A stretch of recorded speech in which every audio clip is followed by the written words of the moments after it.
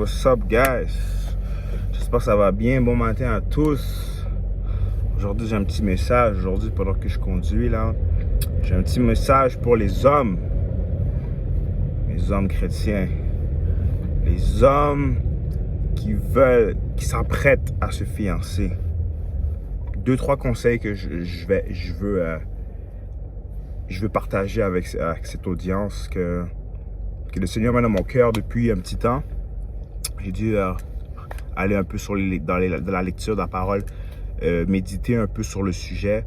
Mais le premier point que je voudrais dire, c'est que avant de te fiancer en tant que chrétien, le premier conseil que je donne, c'est aller vérifier c'est quoi le mariage selon Dieu. Ça, c'est quelque chose de très important. Le mariage selon la société, le gouvernement, whatever, et le mariage selon Dieu, c'est deux choses extrêmement différentes. Et en tant que chrétien, il faut se nourrir de la parole et non du monde. Donc, voilà pourquoi je dis ça. Il faudrait vraiment comprendre le mariage. Et je n'ai pas les versets avec moi comme je conduis et tout, mais le mariage pour Dieu, c'est, si je me rappelle bien dans Genèse, il faudrait que je vérifie dans quel chapitre, mais ça parle que l'homme quittera ses parents et s'attachera à sa femme et deviendront une chair. Donc le mariage pour Dieu, c'est plus deux personnes, c'est plus la femme et l'homme, ça devient une personne, c'est une union, c'est une seule chair. Donc pour Dieu, on est une personne et pour comprendre vraiment c'est quoi la définition du mariage, faudrait vraiment voir faudrait vraiment lire comment dire, l'histoire de Jésus. Exemple, je vais vous parler rapide là. Exemple, Jésus était prêt à mourir pour l'Église. Était prêt à mourir pour ses disciples. Malgré les difficultés, par exemple, comment ça s'appelle encore lui là?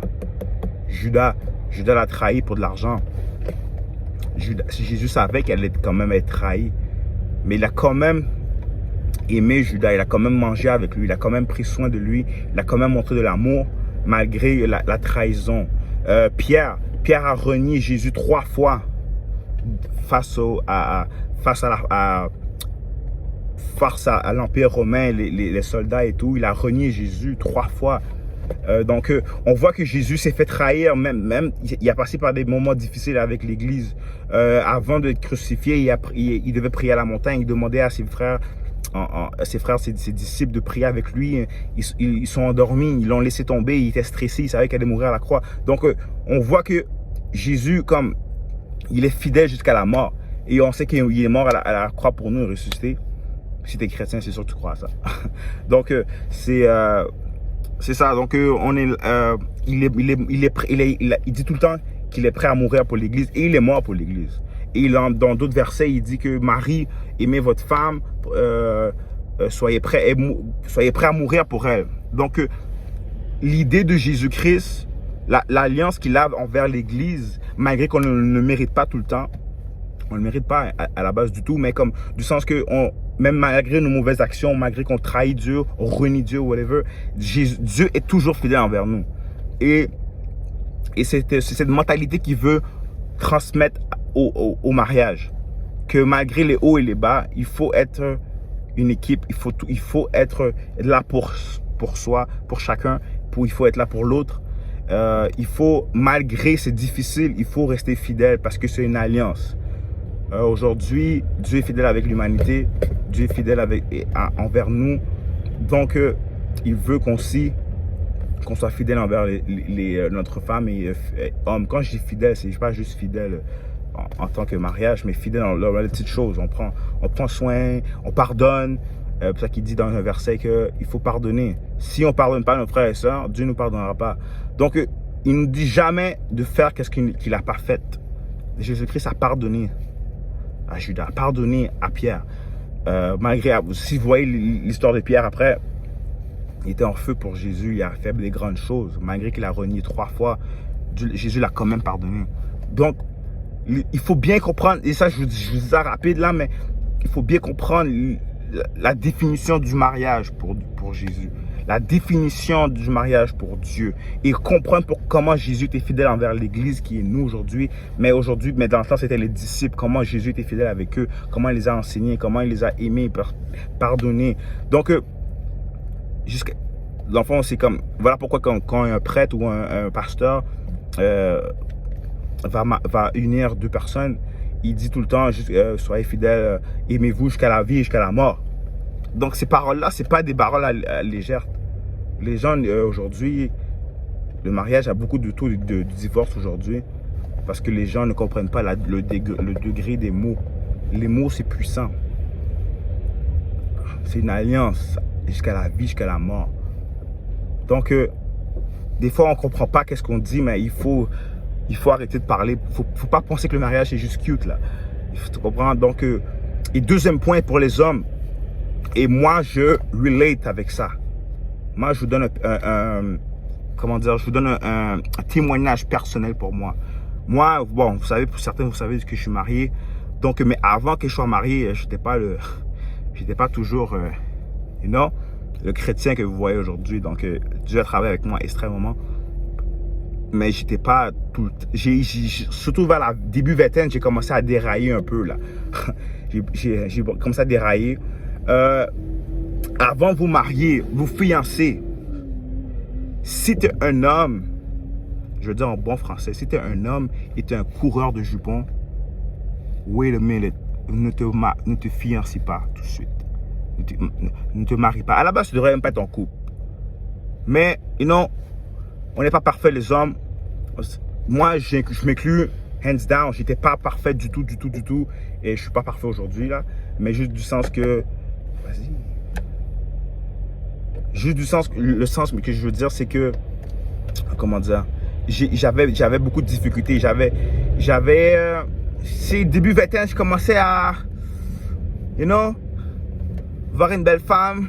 Ok, elle me regarde. Ok, oh, let's go, je vais attaquer, prendre son numéro et tout. J'étais comme un coureur de jupons à un moment donné. Donc, j'étais clairement pas prêt à une étape. J'avais besoin. Et ça, c'est le point que je veux vous dire là-dessus, c'est que you might need deliverance. T'as peut-être besoin de délivrance. Si tu es un homme qui n'es pas capable de... Tu n'as pas de contrôle de toi-même, tu n'as pas de contrôle de soi-même, tu es quelqu'un qui doit toujours voir une femme, courir à droite, oh tu veux elle en même temps, mais en même temps, tu as peut-être une copine, tu as peut-être, tu sais, t'es pas fidèle comme tu devrais l'être, tu as besoin de délivrance. Mais cette délivrance va venir si tu veux réellement changer. Dieu va venir te sauver si tu veux vraiment changer. Moi, l'affaire, c'est avec moi, c'est que à un moment donné, j'ai dit, ok, c'est quoi? Something wrong with me, c'est pas normal.